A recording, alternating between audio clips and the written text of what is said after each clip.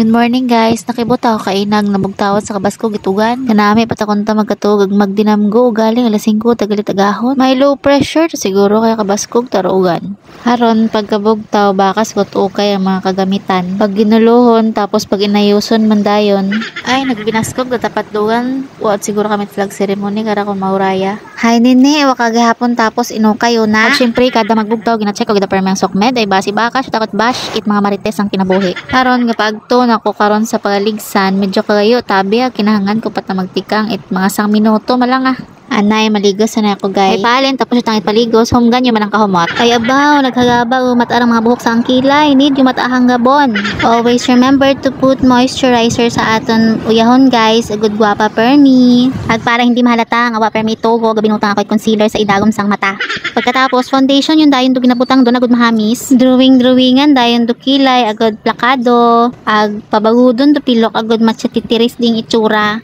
Hindi magkalipat ng butang it bronzer, ag blush on, agad bukot min kumuhan hig pa pamantawon. Agad pinaka final touch, hay syempre lipstick on don, haron. Flex ugali akong ilokon nga maputi.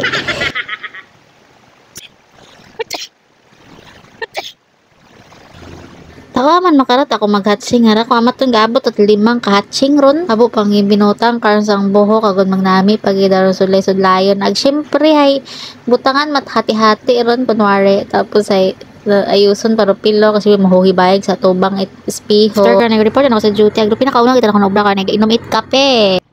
Tapos lang kumain ng breakfast and I feel so great. I feel beautiful, believe in yourself, and always be happy within.